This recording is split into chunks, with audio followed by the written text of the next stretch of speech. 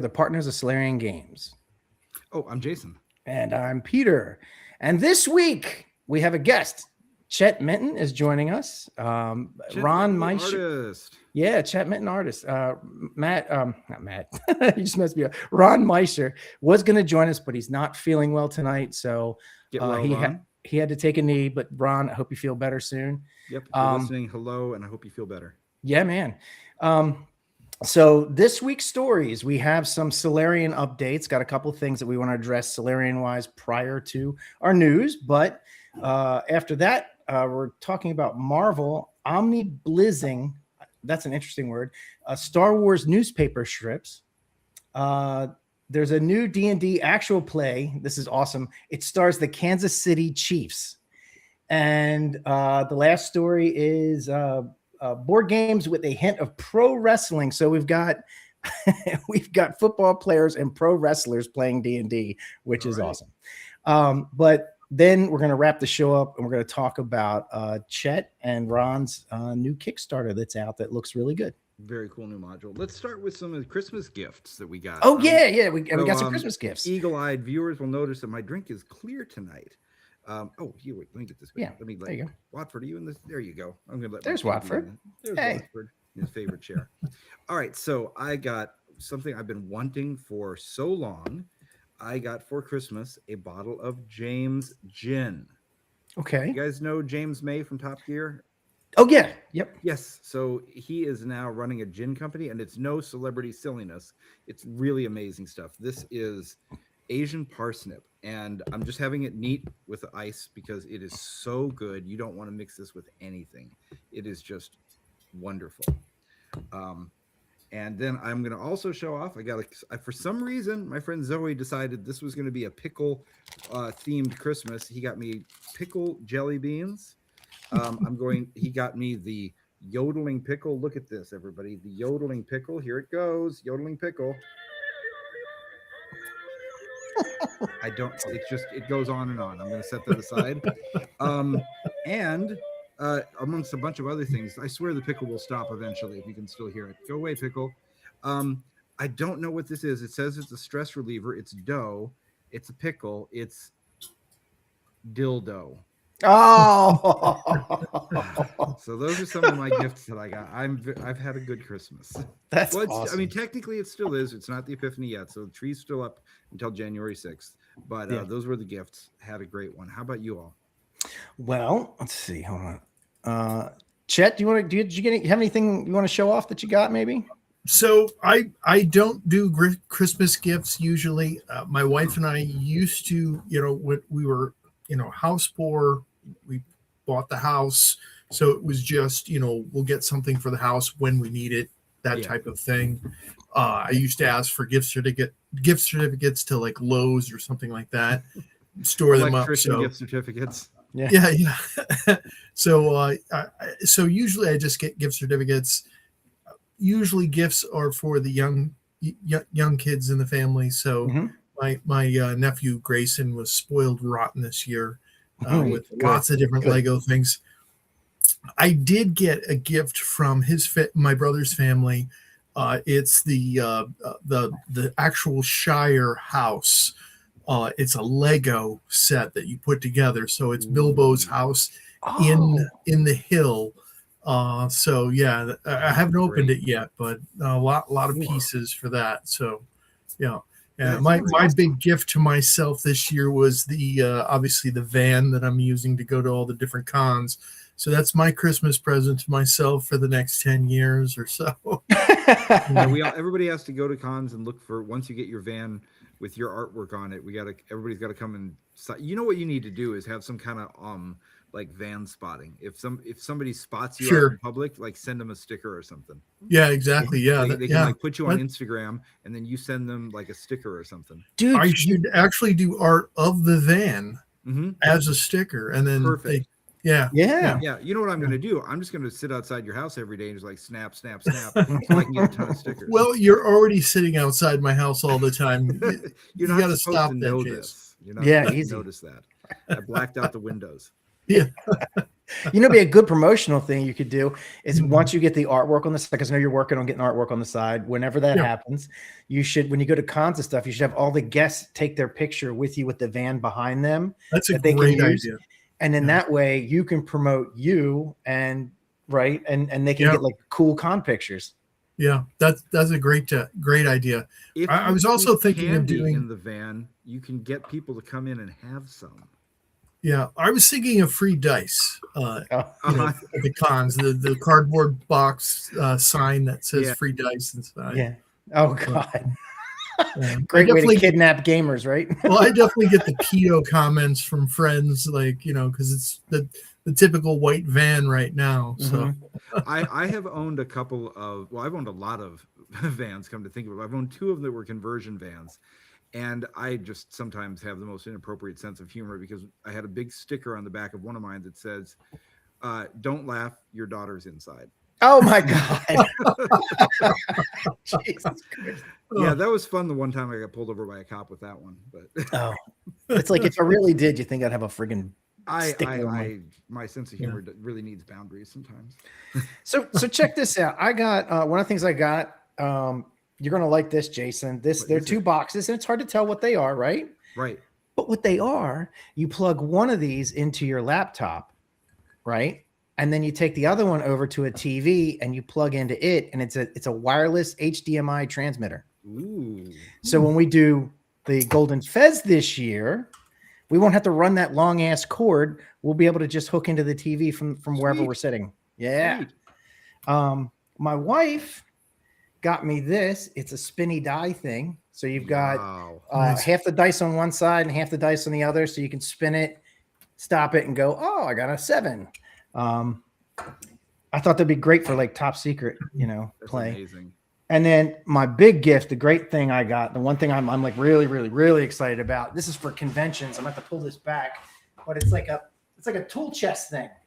Yeah. And hold on, I lost my headphones. All right, anyway, it's a tool chest thing, and they're stackable. And each one of the chests on here is going to be a thing. So it's going to be this top one, which you can kind of see here. Hold on. Which you can kind of see here has drawers, right? So I've got like dice, and then figures, and then perfect. And chips for when I do more blood. And then see the height it's at when I'm sitting down. I can have this sitting next to me, and I can just go, oh, I need something from my thing. Oh, look. Oh, anybody need a top secret character? Right. And then the lower drawers will have different things. Like the second one from the top is going to be, that one's going to be all my AV equipment. And then the one on the bottom, that's going to be for our covers for tables that we bring along. So we should do a story next week about GM tips and carry-alongs and stuff, because I picked this up for myself, not as a gift, but this is the Husky mini toolbox, right? Which is I'm going to be using as my GM tackle box. I got to get all my stickers and stuff on it. I got some pretty cool Chet Minton stickers I got to put on. Nice. So yeah, everybody should get some cool Chet Minton stickers. Yeah, but and Peter, I heard that you got some sort of RoboCop gift too. I did. Oh, let me show that. Yes. A good friend of mine. I have a tendency to buy Christmas gifts at thrift shops for people, but when I came across this, I was just like, this is Jason. This is the bomb. I'm telling you. Like, how did they not know what they had? Look at this. This is a RoboCop. It's a game, but it's a game using. Hold on, I got to pull this out. I got to show people this. This is crazy. This is so cool. So like it's got a board, right? And I need to get a VCR so I can play it because it's a VCR game. How cool is that? It even came with it's got like dice. This is crazy, man. Is the box signed? It looks like it has signatures in the front. Yes, it is. It is signed by let's see. I can't. Peter Weller. That's the first signature. Oh shit. Peter Weller. And then the other one, I forget the guy's name, but he's I'd buy that for $1. Yeah, he signed it. Bixby. That's this guy. Yeah, the guy that is so Bixby. Cool. Very cool. Yeah. And then also Jason sent me as part of that package. I got Nakatomi Plaza cards. Yes. Right. Nice. ET cards. These are awesome. And my daughter's like, she kept asking me, she's like, can we open those? Because she's a big ET fan. They're not So I that was like, valuable. yeah. So I was like, maybe we'll do that. So I swear, I mean, I send the cheapest gifts. I mean, I'm always at estate sales and, you know, all stuff like that. And so if I find something, I just save it up. So yeah, those ET cards are just, they're cheap. Don't worry. yeah. Okay, They're not, cool. I looked them up before I sent them to anybody. I didn't want to accidentally send anybody like a rare thing. Like, Right. wow, you just paid my mortgage for the month. I'm like, no, give it back. Right. No. So yeah, matter of fact, it's funny because Universal Studios we go to every year for her birthday, and her favorite ride, it's so weird. Her favorite ride is the ET ride. It's like the oldest ride there. Yeah. And my wife and I just shake our head. We're just like, this is the cheesiest ass ride, but my daughter loves it. So whatever. And what's her age? She's 17. Oh, okay. Oh no, but she loves like the major roller coasters and all that stuff. She loves all the high-end, super high-tech rides and everything. But for some reason, ET is dear to her heart. She loves it. Yeah. They sell candles of some of the rides there, the scent that's in the ride, because they scent some of the rides. I don't know. I don't want to know what ET smells like in real life. It's not what ET smells like. There's two parts to it. So there's like, you go through the woods for the first half of it, and then you go to his planet for the second half, and it's the scent of the woods, and the other one's the scent of his planet. So they don't smell bad. Say, you know, he's coming from light years away. He's going to be in a little tube, you know, sweating it up with all the other ETs. Yeah, probably got swamp ass. I was going to say ET cheese, not good. No, ET go home. Right. ET go home. All right. Now, anyway, Pete, I know your daughter and yourself are big fans of the Stranger Things. And did you guys finish the series together? We did. No spoilers whatsoever coming from me, but the only spoiler I will give you is I was very happy with it. Okay. Well, I can report that I've made it all the way to episode 3 of the first season and decided not to continue. Yeah. It's like I said, not every show is for everybody. That's correct. I lost interest 2 seasons ago myself, but I'm happy that our other people enjoy it, and I decided to go back and rewatch Freaks and Geeks instead, which is amazing. Yeah, I think some of it might be some of my enjoyment of the show. I'm not even gonna say I know it's got to be some of my enjoyment from the show is the fact that me and my daughter share that. Like it's something that we do together. That's awesome. So it's beautiful because, like, you know, we watch it when it comes out. When it came out for around the Thanksgiving time frame, we were there at 8:00 and yelling at Netflix because it kept jamming up because everybody was there at 8:00 trying to stream it. So we're big fans. That we watched the first 4 episodes before we went to bed that night. Yeah. A couple months ago on your show, you guys were talking about Freaks and Geeks. And I was like, oh, I've got to rewatch it. So I rewatched it recently. I don't know, 2 months ago or something. Yeah. I got to watch it at about the same time then. I've only seen episodes of it, kind of like when I watched The Prisoner, right? Jason and I were talking about The Prisoner, and I was like, oh yeah, I've seen it. I've seen a couple episodes here and there. And so I made the decision to sit down and watch the whole series all the way through. Yeah, great series. Yeah. But definitely give yourself a chance and just be separated from Stranger Things by a couple of months so you don't get them mixed up in your head, and then just go watch them in order and give yourself a treat. Okay, sounds good. All right, we ready to do some news? All right, so let's jump into a few things. All right, I'm going to change the tone a little bit here first with some very sad news that gamers everywhere know. Right. This unfortunately happened a couple of days ago. Tim Kask has passed away, and Tim Kask, I feel like everybody knows Tim Kask, but I'm going to say a few things about him anyway. Tim Kask was the first employee of TSR, the first person that Gary Gygax ever hired. There were other people at TSR, but they were not employees. They were the people that started it. And I feel like I saw somebody say that he was sort of the midwife to D&D, and I thought that was a great way to describe it. Okay, You know, he's the one that came in and sort of whipped everybody into shape and made them actually get things done and get them out the door. And he was most well known for starting the TSR periodicals division. So That would be at the beginning the strategic review, which was sort of a, I'll say, glorified newsletter, right? It was more than a newsletter, less than a magazine, and it was to the public, and it was talking about things, happening at TSR and gaming and such. But then what he's really famous for is he said, "Hang on, we need a real magazine, and we're going to call it The Dragon." And he started Dragon Magazine. It was originally called The Dragon. I won't. You know what? Forget it. I've got issue number 1 sitting over there. I was going to pull it out and hold it up, but everybody knows what it looks like. Right. The important thing that he did was he said, we're not going to just do a house organ. It's not going to just be like Avalon Hill's The General, which a great magazine, but it existed to promote Avalon Hill, and it had to get the okay from the higher ups at Avalon Hill for things to go in it. The Dragon, he insisted that it be independent, and Gary didn't want it to be at first. He's like, no, we got to be promoting ourselves. And Tim said, Gary, if you want people to take it seriously, you've got to let me run this as its own thing.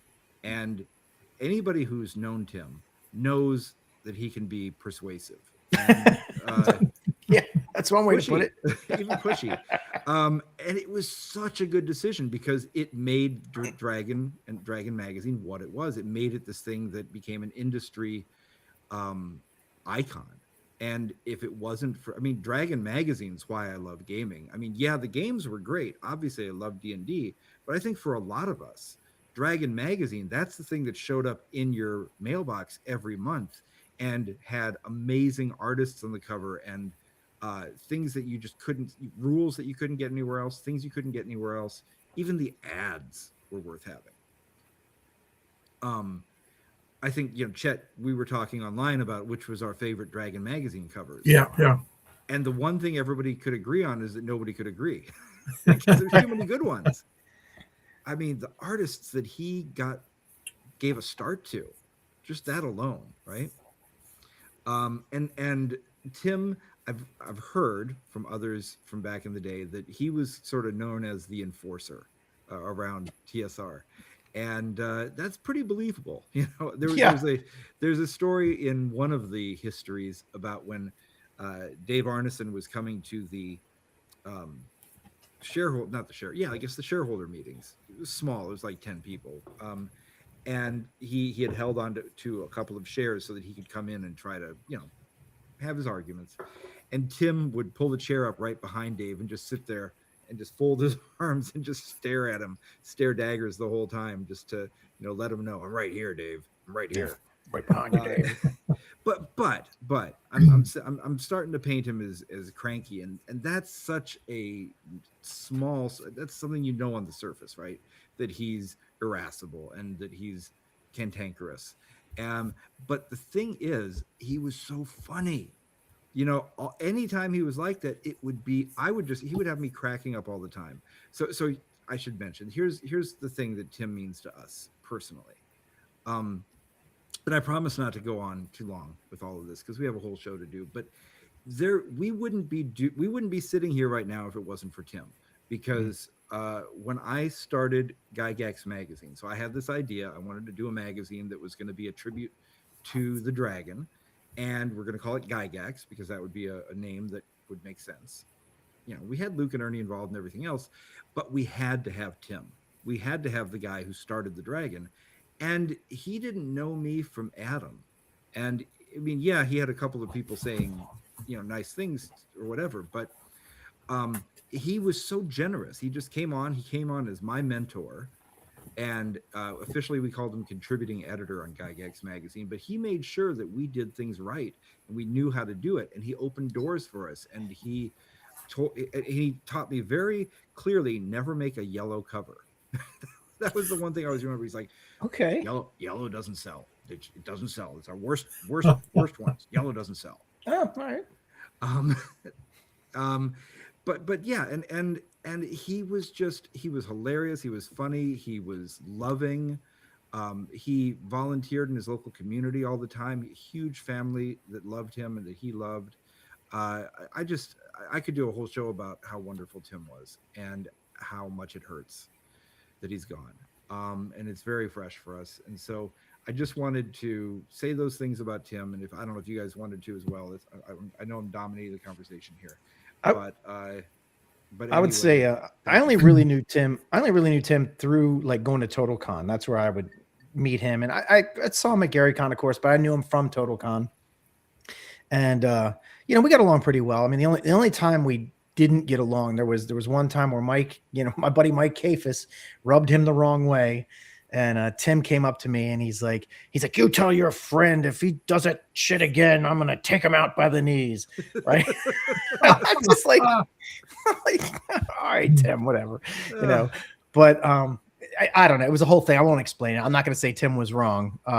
Mike did push a button, but in all honesty, Mike did not know that he was pushing a button. It was completely innocent, but whatever. That's okay. He's pushed my button. Mike's pushed my buttons too. Hi, Mike. Yeah, he could do that. Oh, sorry. Yeah, go ahead. No, I'm done. That was it. That's the only goal.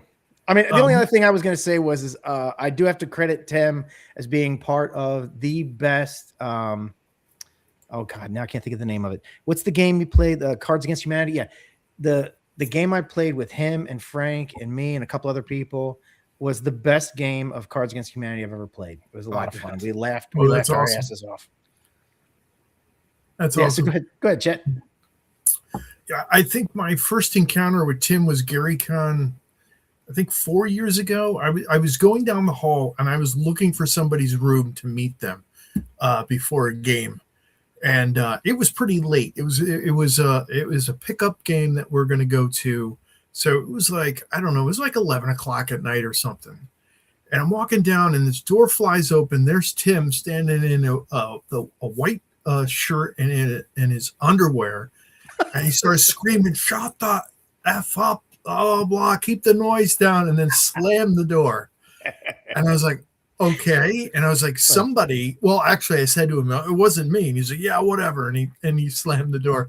But apparently somebody was making a lot of noise right before I had come down that hallway. But because, you know, those hallways are like MC Escher, you know, in the Lake Geneva there. And the paper thin walls too. Yeah. But that was my first encounter with him. But Well, and that's also Tim was on the ground, saw combat in Vietnam, and I can only imagine, you know, what it was like to have Tim coming at you if you were on the wrong side of him. Hey, Chet, there was also probably a good chance that might have been when he was going through his recovery, and you know, he might have really needed that sleep. Like, yeah. Oh, I wasn't upset. I thought it was humorous. I was like, oh, that's my first encounter with Tim. That's funny. Hey, wait a minute. I got a better picture. So I wanted to show this one just because, you know, it's sure Tim back when he was young, and then Tim in his sort of like, he looks like he looks like he's either running a game or sitting on a panel, giving everybody his attention, right? That one's from a panel. That picture okay. You have there. Yeah. So check this out. This is a fun one of Tim, and this was taken at Total Con. Oh, look at that. Look at that. Frank, Tim, and Mike Pondsmith. So that's awesome. And look at the smile on his face, man. That's funny. That's great. That's a Total Con? Yeah, that was a Total Con. Oh, that's a beautiful picture. Mm-hmm. That's great. That's great. I just thought that'd be a great picture to show of Tim. That's Tim when he's all happy and in a good mood. And you know, that's honest to God, that's Tim most of the time. That's most of the time, yeah. He's a very joyous person. All right. Yes. So anyways, thanks everybody for indulging us with that. A couple of other things, just Solarian things. As everybody knows, we just finished the Kickstarter for the Tradecraft Guide. Thank you, everybody. You really came together to make it a big success. So we got all the final quotes from the printers and what we're going to do. And just getting a few things finished up in the layout to send off to them. Going to add a little bit of color in the front of the book since we had the opportunity to do so, thanks to the backers. So taking a minute to fix that up, but we'll definitely be on track to have everything to people in March. So looking great. Thank you, everyone. Okay. And then the most important thing, Solarian-wise, ModCon. Where did you get that font? I'm going to beat you up. What's wrong with the font? I just picked one. Use my fonts. I don't know what font you used. It's all right. Okay. It's all right. We are May 30th in Massachusetts. We are going to be doing a one-day convention called ModCon. That is the Modern Gaming Convention. In modern gaming, the best way to think of this is if the game is set in the 20th or the 21st centuries, this is where you play it. Because fantasy and science fiction and all those are really great genres. We love them. They tend to dominate most of the conventions. We wanted to have one where the Savage Worlds and Marvel superheroes and cyberpunk and kids on bikes and Top Secret and everything else of the world had a chance, and Weird Heroes of Public Access and all those have a chance to really take front and center stage. So you can go to modcon.games. That's modcon.games and enter if you want to run some games, sign up to run some games. We're going to start selling badges as soon as we have all the game slots filled up so people can have things to choose from. But modcon.games, and that's going to be on May 30th in Northampton, Massachusetts. Right. And then finally, come out and see us at Philadelphia Area Gaming Expo. This is page 3, number 3, I think. Yes. On 11 days from now in Philadelphia. We'll be running games. We'll be vending. I think, Chet, we're right next. No, are you in the artist alley? Is there a separate area? No, I'm in the main vendor hall now. I think we're next to you. Yeah, I think we're really close. Yeah, if not right next to each other. Yeah, I remember we look at like who was there. We wanted to be. I think Justin Siroy's is going to be nearby, and I'm pretty sure that Hambone will be there, and Black Oak Workshop, I think, is in the same area as us. Yeah, we made some effort to make sure that we were kind of all together with the same people, like you know, the people we know and like to hang with. Our tribe. Yeah, our tribe. Exactly. Yeah. So come and see us in 11 days of that, and that's all of our updates about Solarian for now. Let's get on with some more news. Let's get on to some actual news. All right, so this was really cool. This is not gaming related, but it's game adjacent because what gamer doesn't appreciate Star Wars to some level? Omnibusing. Right? That's what the word is. Omnibuys. I don't know what an omnibuys is. I know what an omnibus is. They're turning it into an omnibus. They're omnibusing it. I think somebody made up that word, but it's great. I get it. Yeah. Okay. I get it. All right. So Marvel, this is from Marvel Comics because they did all the Star Wars comics. Back in the day, I think Dark Horse got them for a while or something. But the original Marvel run, or the original Star Wars run, was Marvel Comics, and they're going to be releasing. This is 1,096 page. That's just crazy. Those books can't be the right thickness, right? Hardcover collection titled "Star Wars Legends: The Newspaper Strips Omnibus" in July of 2026. Look at that art on the cover. Let's just take a second to, you know what? You and I are not artists. We can't describe art very well. Chet, for the people who are listening, you describe what we're looking at here. Yeah, it's definitely beautiful. Yeah, and I was growing up as a kid, and so a lot of these comics were coming out, and this is just pure nostalgia right here too. Mm-hmm. But look, like the great composition. So I collect the Marvel omnibus of the Savage Sword of Conan, and they're pretty thick books. That one right there. Yeah, I got some here. Look at that, and they're thick books. So I'm assuming they're doing, and this is obviously Marvel had the run for a while for that. Mm-hmm. Yes, I assume they're doing the same thing, probably the same setup and that they did with the Savage Sword. Yeah, so I'm excited for this one. So here's the cool thing. Here's something that's really cool about this because it features colorized versions of the daily strips originally released between 79 and 84. I did not know there was a daily strip. Yeah, check this out. Wait a minute. Here you go. Look on. I never knew. And they looked a lot like old this. Enough to have been around for it. Whoa, that's great. That's awesome. So imagine a whole book filled with this style. I love this. What we're looking at here is a Sunday paper type of strip. Yep. Wow, there's people we have to explain. So you'd have to explain so many things to somebody who was a Gen Z. Yeah. Well, so there was this thing called newspapers, and then there was this thing called comics in the newspapers. Right. And then there was what is it that they use that tone? The halftones. Halftone, right? But, a halftone had to be used for printing anything because you couldn't just lay down colors on top of other colors the way the printing worked. So if you look really close with a magnifying glass, you'd see all those little dots that went together. And if they didn't line up perfectly, then you get the registration gets off, and you get that look that people kind of like to fake nowadays. I'm assuming that when they colorized these, they would have, for this, they probably made sure the registration was perfect. Yeah, I would hope.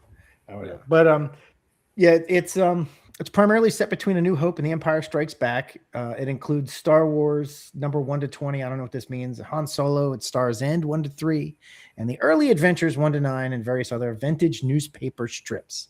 I gotta stay on this one for a second, just to point out, if we look at the second row of panels at the last two of Chewie and Han Solo, first of all, somehow they've turned Chewie into somebody from Planet of the Apes. Yeah, they did. Okay. And then Han Solo, like in the first panel, he looks like John Travolta. And then in the second panel, it's David Hasselhoff. Yeah. It's exactly David Hasselhoff. Yeah. That's amazing. I don't think they bothered. I think they had one photo of Harrison Ford. Gosh, thank you, Harrison Ford. And it was on the other side of the room, and they couldn't be bothered to get up and go look at it. They're like, I know what he looks like. Right. And they had to bust this out in a week too. So that's true. Not only did they have to get, approvals and story scripts and stuff, obviously they're working months ahead of time, but they're still, getting these done because they have to get ready for the press too. Yeah. So these were printed on Sunday presses, which is a type of Gauss press. So they're printing 2 colors at a time, and then it comes through the rollers, and then they print the second 2 colors, and then sometimes they hit it with a special color if there's something special. Like that Star Wars there is probably a PMS color right there. You think so? It might be. I don't know for sure. It's hard to say, because what they've done here is they've probably done, obviously they've digitally done everything. So yeah, if they're reproducing, this one would have been in color because it's a Sunday strip. Yeah. But you're saying that they also had 4-panel, like regular everyday strips. Is that true? So some newspapers and some different. So I was in printing for 28 years, and I worked on all different types of press printing things. And I did not work in actual like standard register type printing, which is like the newspaper printing, but we had Gauss presses that we did more financials and stuff like that. I do know that there were some larger outfits would be printing different smaller newspapers. So they were printing multiple different companies' newspapers. So sometimes they were printing sections ahead of time, even during the week for some of the Sunday paper. The predictable things like the inserts and all that. Yeah, exactly. So and Simon down in New Zealand says that they had them there, but then, and I guess Brian up in Canada also saw them. But then where did Scott go? Yeah, so Scott Congable, Scott and I grew up in the same state in Iowa, and he doesn't remember them at all. So I think we didn't get them in the Des Moines Register and the Omaha Herald and those. I think not everybody got them. Okay. I don't know how to turn off after. I wouldn't be surprised if these weren't printed like at one certain place, like a company like Quebecor in Toronto, which is still a huge outfit in itself, and then distributed and sent off to like whoever was subscribing to it.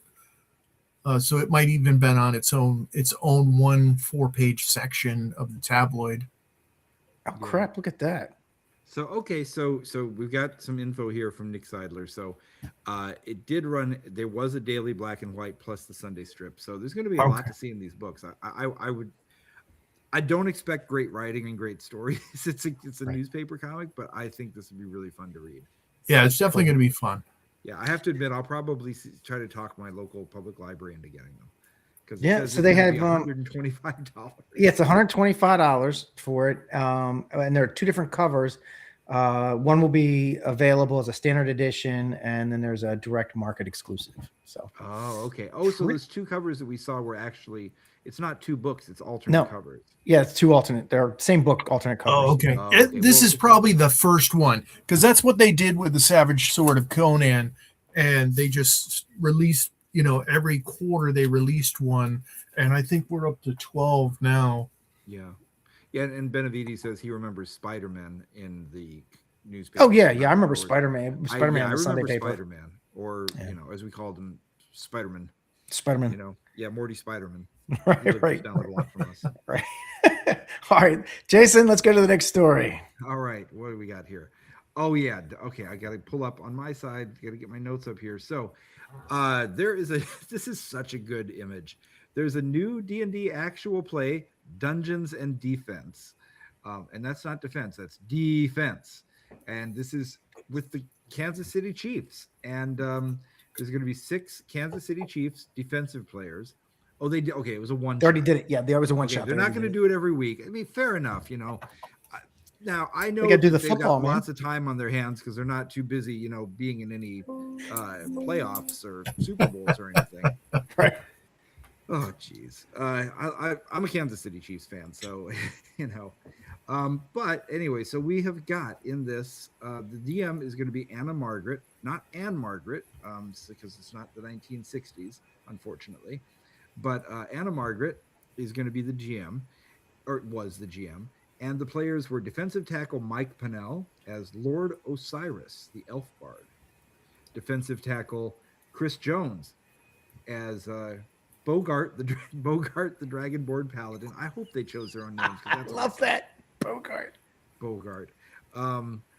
Defensive end George Karlaftis as George the Furious, a dwarf barbarian. There is some strong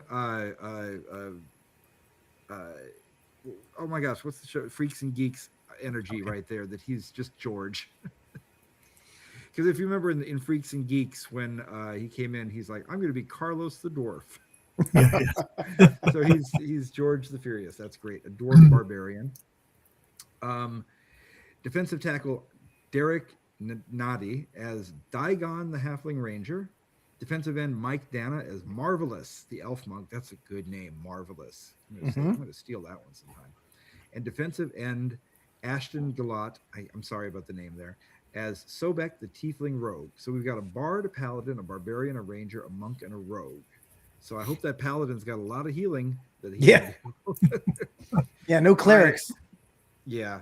I'm a little look. Patrick Mahomes has got plenty of time. They should have got him in on this. They should have had Mahomes in on this. And as we know, Taylor Swift's fiance is looking like he might retire, so he's probably got some. They got to do another one. Yeah, they got to do another one. I mean, they didn't play football this year, so they might as well play D&D. Sure. But this is amazing. I don't know how this got. I would like to find out how this got set up. Maybe we can get one of these guys on the show. And just okay. Well, good luck. Well, I mean, after Taylor Swift's fiance retires, he's probably got everybody's got extra time after they retire. Sure. I'm sure he's not doing anything. What I thought was really interesting about this is that there's also something about a former NFL player, Johnny Stanton, as a longtime advocate and a previous tabletop RPG night hosted by the Kansas City Royals. That's amazing. So all these jocks playing D&D. Now, I got one for you. So me and my group, we've been playing together forever. We were playing up at my cousin's house one night because this was when I was staying in an apartment back there for a little while between houses because we were waiting for our house was sold. We're waiting for our other house to finish. And so one of the relatives' sons was visiting. And he was like, I don't know, like 18, 19 or something like that. And he's not a D&D guy at all, not a gamer at all. But he was hanging out and he's like, hey, what are you guys doing? And, he was kind of like I want to say, a cool guy, like a normal guy who hangs out with friends and goes drinking and stuff. And we told him and he's like, well, let me see it. And so he was playing it and he was having a blast. He was loving it. So it's, people get colored as nerds for playing the game and stuff. But honestly, everybody who's ever tried it with me at any time have loved it. They've thought it was the greatest thing ever. And Benavides is saying in the chat that actually one of them plays regularly. That he's already a geek who plays D&D. So that's awesome. Yeah. I mean, if you want to put nerd or geek as a badge of honor, which a lot of people do, I think it does say something about you. If you play role playing games, it says that you have the ability to be imaginative and creative and a bit introspective and sit and think about things in time. I mean, I think it's a really positive thing to say about somebody. I'd have to say that anybody who's into sports, like, would have to have a good imagination to be able to like predict like actions in the future and stuff, because that's essentially what you're doing when you're playing sports. You're trying to figure out strategizing. Yeah. There's why the football players would be better at D&D than tennis players, because it's a team sport, and D&D is a team sport. You cannot be Leroy Jenkins every round. Right. You've got to think about how you're working with everybody else, and they know how to do that. I haven't seen this yet. I can't wait to see it. This is amazing. Yeah. So, well, the full episode's on it's on the official Chiefs YouTube channel. That's awesome. So I like that the Chiefs YouTube channel, the comments are now going to be 50% angry fans yelling at them for a bad season and 50% nerds yelling at them for not using their healing spells properly. Why didn't you fireball? Jeez, you could have taken out the Raiders with a fireball. Oh, shit. They don't have a wizard at all. No, they don't need a wizard. They don't have any magic user. I mean, what? The Paladin can do a little bit. Well, this is the defensive line. They're going to be they're going to be bruisers, is what they're going to be. No squishies in that group. No, although there's a bard. So maybe next year we'll see a little bit of like remember Glee when they had the episode where they were on the football team and they did the single ladies dance as part of the football. Maybe give it a chance. I didn't watch that show. I didn't know. Just go watch the episode where I forget his name, but one of the cast members from Glee joins the football team and they're losing, and he turns it around by choreographing a dance to Beyonce. It's a good episode. All right. Let's move on. Okay. We're going to do a couple more jocks playing D&D. I thought it was a nice theme, so I thought this was great that these two came together.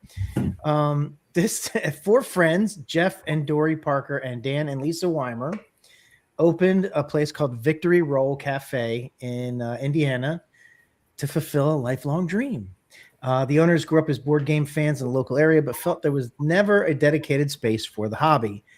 After planning and Dan's experience in the culinary school, they officially filed for business in November 2024. So one of them went to culinary school, so can cook. So there's the cafe part of it. And then they were gamers. They were all gamers. But the beautiful thing is that the Parkers, so 2 of them, Dory Parker and Jeff Parker, are professional wrestlers, or were. That's really cool. I mean, if you're watching this, you can see on the screen, I've got the 2 wrestlers down on the bottom of the screen there. Dory Parker was known as real professional wrestlers, like WWE. Yes, exactly. I mean, people do professional wrestling in very small things, but no, this is. Oh, these were on TV professional wrestlers. Ruby Riott. Yeah, Ruby Riott and Cool Hand, which I've never heard of either one of these 2, but it doesn't matter. Well, AEW, I don't know AEW, All Elite Wrestling. People who know more about wrestling would understand that. I don't. I just think that's really awesome. Well, anyway, it's really cool. So their cafe features a library of over 800 board games, mostly coming from Weimer's personal collection, that's amazing. Like, they didn't have to go buy a bunch of board games. Most of them came from their house. And anyway, so they host group lessons twice a week and help newcomers learn how to play new complex games. That's awesome. Yeah. Brian here is telling us that Xavier Woods plays with Acquisitions Inc. So okay, it's good to know. But so they're in Mishawaka. I thought it was going to be Indianapolis, but they're in Mishawaka, which is over near where Notre Dame is. So they probably got a good college crowd to come in there. But what a random place for everybody to be. Yeah. Maybe cool. You know what it is? Probably pro wrestling's big at Notre Dame. Oh, could be. Because you can do your PhD in it these days. Sure. And Nick Seidler says, remember in the 80s and the early 90s when all the wrestling games came out and there were WWF at the time wrestlers at Gen Con hyping the games. I did not know that. Not remember that. Yeah. All right. No, I don't remember that at all, but that's cool. Yeah. Well, Nick lived in the town where Gen Con was back then. So he could just drop down and be like, "What's up?" Yeah, right. Here I am. All right. Well, What's up? that's the news. All right. Let's move on to the main event. Let's get ready to rumble. Oh. Yeah, there we go. The tomb of the Ancient Moor King. Whoa, wait a minute. Why is the art so effing cool on the I don't cover of this thing? How did that happen? Where'd they get that artist? Yeah, Dang. third tier artist came Is it right least- up, and Yeah. jumped right in. I was gonna say, it's at least third tier. Yeah. Yeah. Yeah. So this was written by Ron Meischker, who runs the Philadelphia Area Gaming Expo. During a time when he was working and living in China, he wrote an extensive amount of adventures and modules because he had a lot of time on his hands and nobody to really play D&D with. And so he designed this as a AD&D, Advanced Dungeons and Dragons.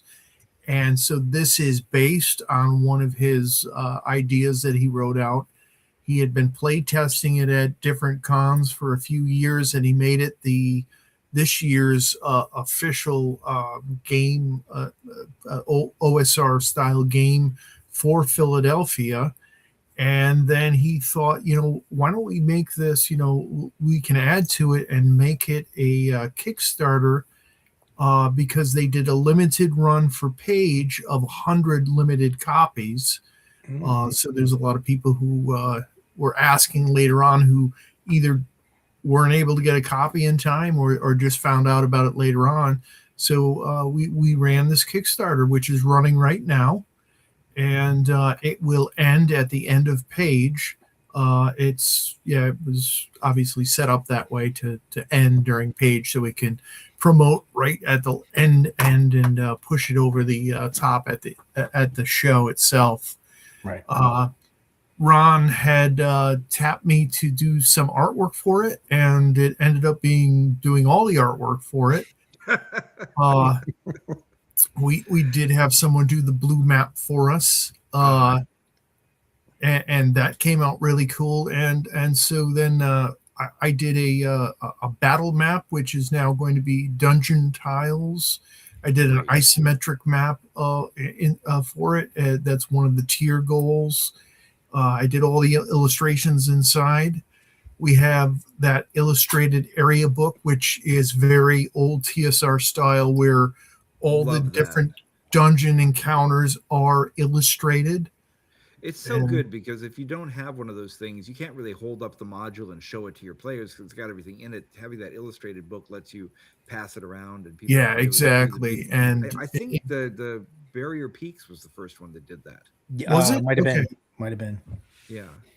But I love that you did it that way. That's great. Now, hold on. There's a QR code on the front of the area book. Where's that going to take us? Yeah. So that QR code is just to the Orange Cat Games. Oh, okay. I thought to follow us for more stuff in the future. Yeah. Okay. So which cat is the orange cat?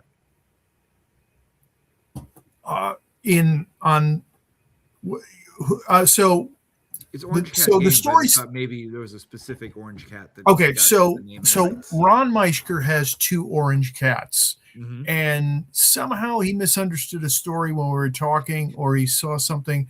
I had a stray cat that would come and visit that was orange cat that had the largest set of gonads that you could believe. And I called them golden balls. And oh, can I tell you, there is in Japan a professional wrestler called Golden Balls. Okay. His name is Kintaman because Kintama, so Kin is gold, Tama is balls. So Kintama would be gold balls.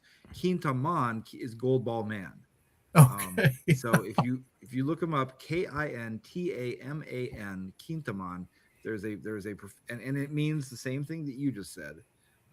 So now we've got our connection between pro wrestling and D&D again.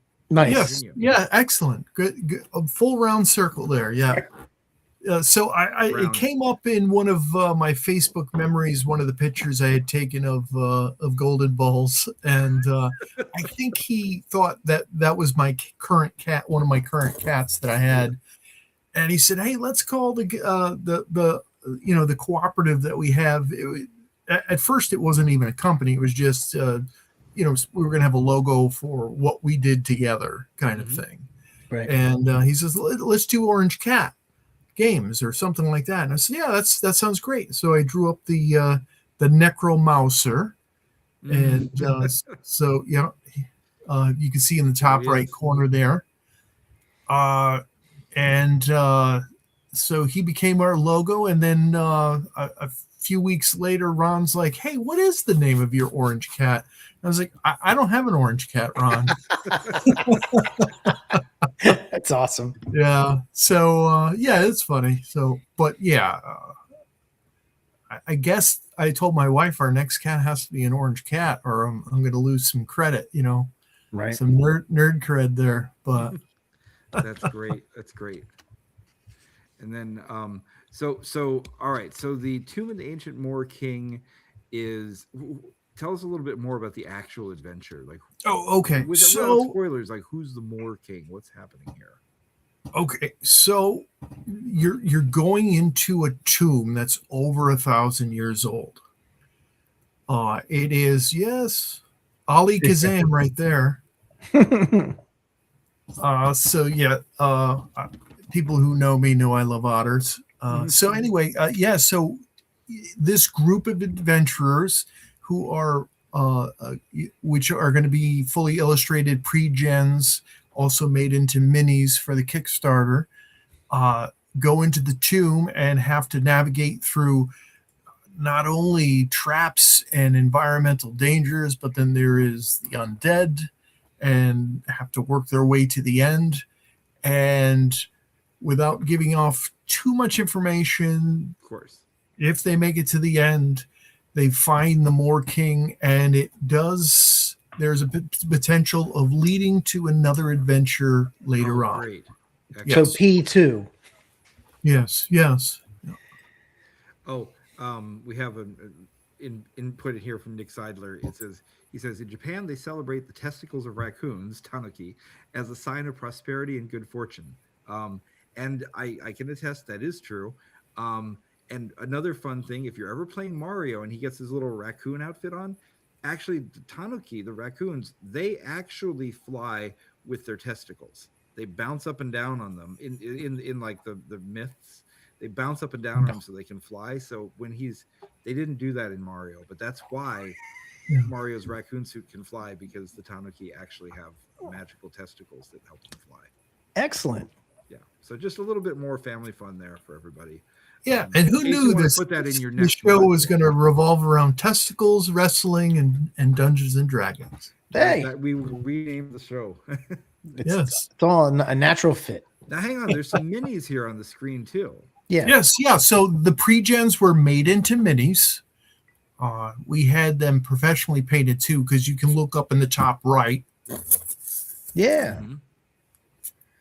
So you can see the blue map there. About these. Who sculpted these? Yeah, how did that happen? How did you make that happen? I'm spacing on the person who sculpted them. Okay. We're putting you on with Ron not here. We're making you do two people's answers. So yeah.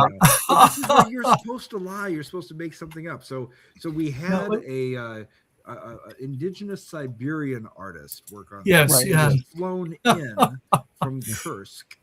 Yeah. Yeah. And they sculpted them with their testicles. And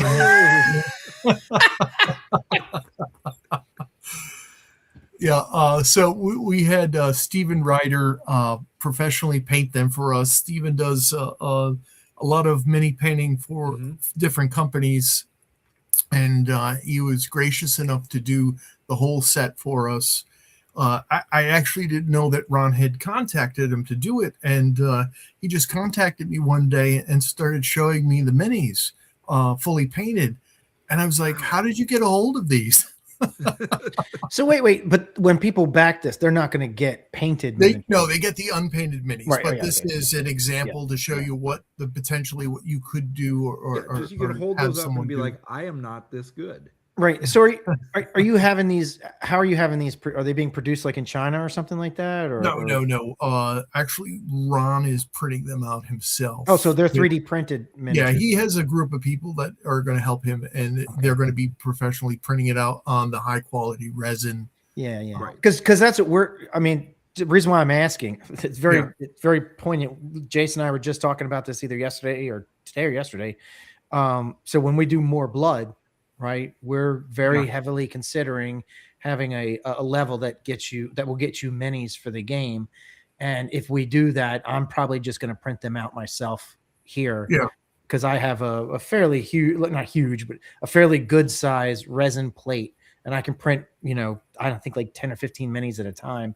And if we get a lot of orders, like if there's a lot of people who want that, then that would give me a budget to allow me to buy like another printer or two, so I could run 2 or 3 machines at a time and just do them in house. Because honestly, if we had to send them out, we probably couldn't even offer it. It probably wouldn't be economically viable. Yeah, it wouldn't be cost effective. Right. Yeah, You have to get those molds made that are thousands of dollars. Yeah, that wouldn't work. Yeah. Thank goodness that resin printers and things like that have gotten so good that you can make things now that look like they came from a factory with molds. Oh, well, Jason, all the ones I use for More Blood now at the conventions that you've seen, they're I 3D printed those. Mm-hmm. Well, I had the pleasure of playing not last year but the year before at TotalCon. I got to play More Blood, and you had the whole the layout with all the different parts for the actual rooms and stuff and the walls and stuff. That was intense. Yeah, and that was all I 3D printed all that. Matter of fact, the landscape, so the walls and all that stuff, I designed. I actually 3D modeled it and printed it. So I'm not good enough to do figures. I'm not. I organic modeling. Yeah, we'll get sculptors for that. Yeah, that's a little higher level. Chat about who your sculptor was and come for them. That's a good idea. Yeah, this looks amazing. So it's when is the actual book going to be out? So 99% of everything is done already. Yeah, that's the way to do it. That's how we do it. I actually, I'm waiting for some of the test prints for the dungeon tile parts to come, just to see if I have to make a few tweaks here or there. You did the dungeon tiles too? Yeah. I did the artwork. I did it all as a big battle map, and then I cut out everything on how it would fit and lay out as you lay it out on the table. Sexy. I mean, it is really hard to find how to do water, right? I mean, that sounds like a simple thing, but it's very difficult to think, how do you balance looking good and realistic between, just going overboard. And I haven't seen people do water that way. I know I'm fixating on a real specific detail here, but I just really like the way you do water. Yeah. I really wanted to try to maintain like an old school look, but also have a modern kind of color look too. And I think it really works. If you look at the lower center area, that's actually dirty, muddy water that the stairs descend into.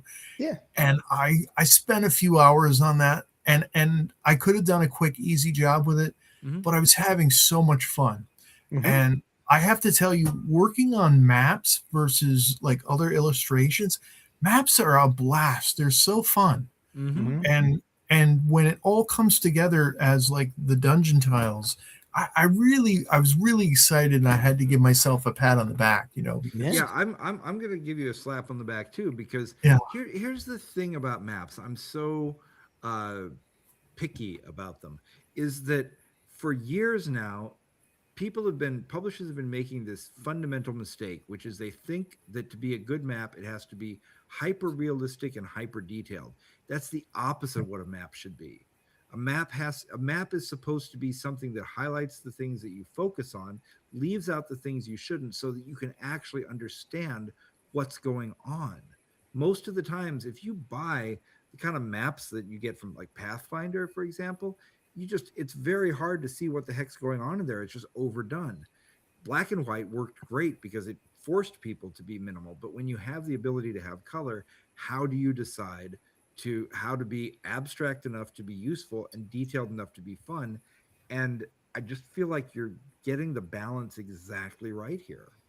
Yeah, and this was a good project to work on because I've done a few of these map projects for other people after this, after I did the artwork for this, and it really helped me. And because really key is not to get overwhelmed with so much different details on the map, so that they actually can concentrate on the room itself.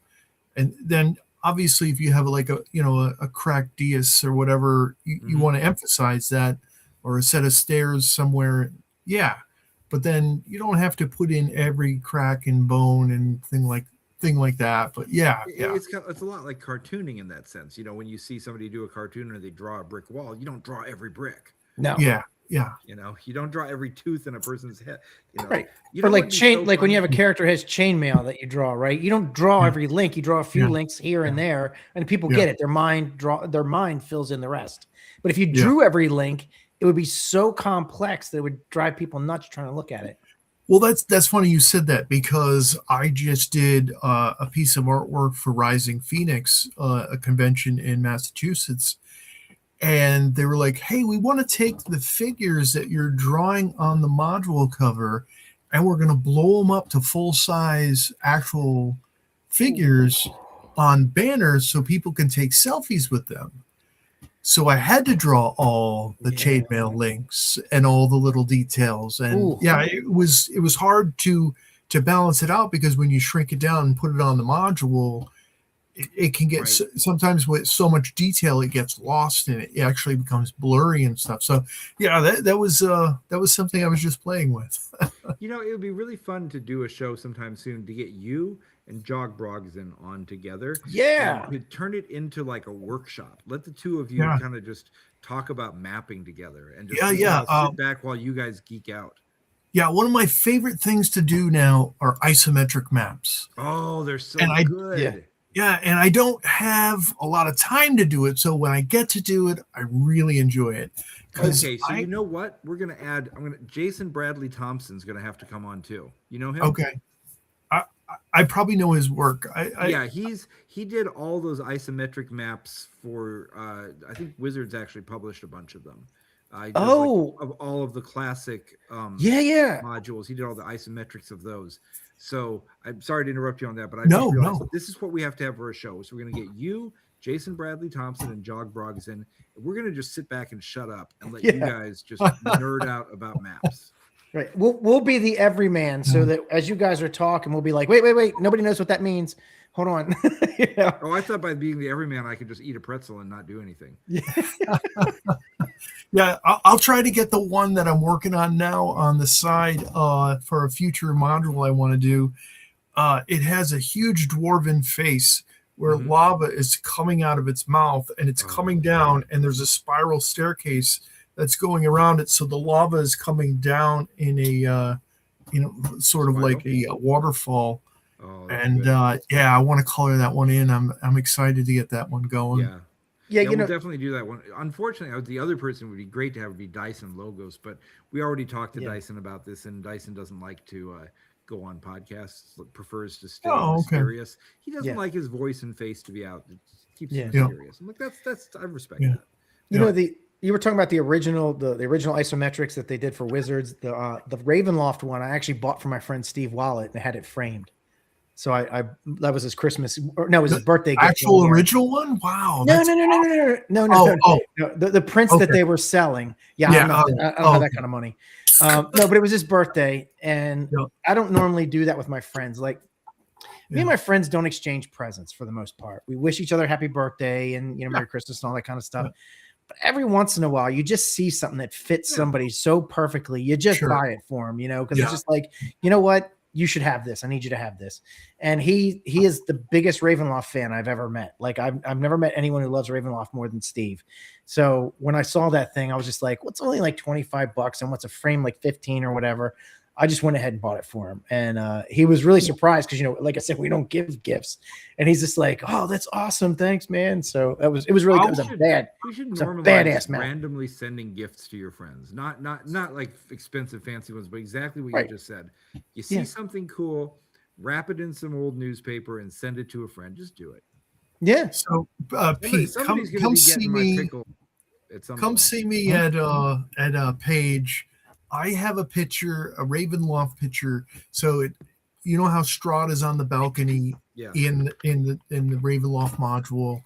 I Yeah. did the Count from Sesame Street, Oh. and I redid the whole thing as Sesame Street, and the gargoyles have little Kermit heads on them, and it's the same Dude, angle. maybe- and everything. D4, I should probably- ha, I should ha, probably ha. buy that. D6, ha, ha, ha, ha. D8, ha, ha, ha, ha. You know, if I might buy that from you, and then what I'll do is I'll set it aside because he's Yeah. working over in Asia right now for the next 2 years. Okay. So Oh, when wow. it could be like a returning home gift, like Yeah, like that's a welcome great. home gift. Perfect. Yeah, I want to do more of those because I'd like to do, where Strahd is carrying the woman and she's unconscious.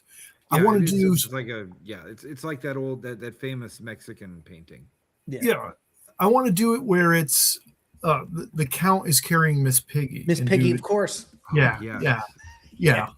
Yes, of course.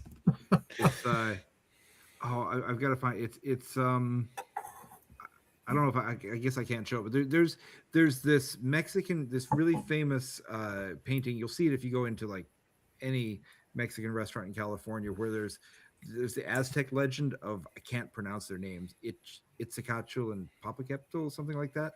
And you have him and he's carrying the maiden down the mountain. I think it's based on Okay. that. Oh, okay. Yeah, I don't know how to put things up in the stream as images. I'll Okay. bring it up otherwise, but that's all right. Right. Oh, okay. But yeah, I got to So see. that's a Codwell picture, the Ravenloft one.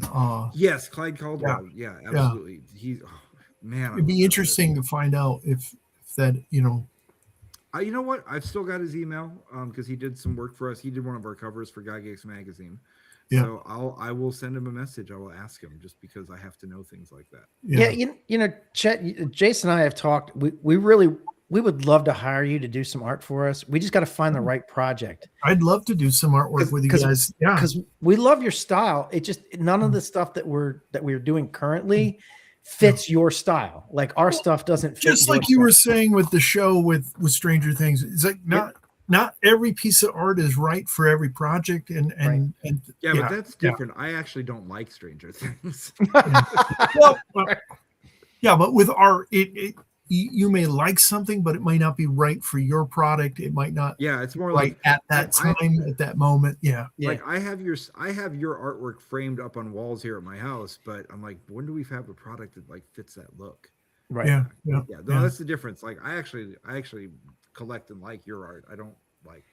But we are so sorry, Winona Ryder. I don't like you in the show. So we've mostly been focusing on Top Secret because it's our flagship, and of course we got to support it. Yeah. But this year is going to see some new stuff. This year is going to see some stuff that's not Top Secret, some brand new IP and everything. So we'll see. We'll see how it goes. Well, so let's make sure that we remind everybody. Oh, sorry. Go ahead, Chet. No, I'm hoping. Yes, that is part of my plan this year. All right. So let's make sure to remind everybody, because this Kickstarter is going on right now. And, usually you see all the backers coming at the first minute and in the last minute.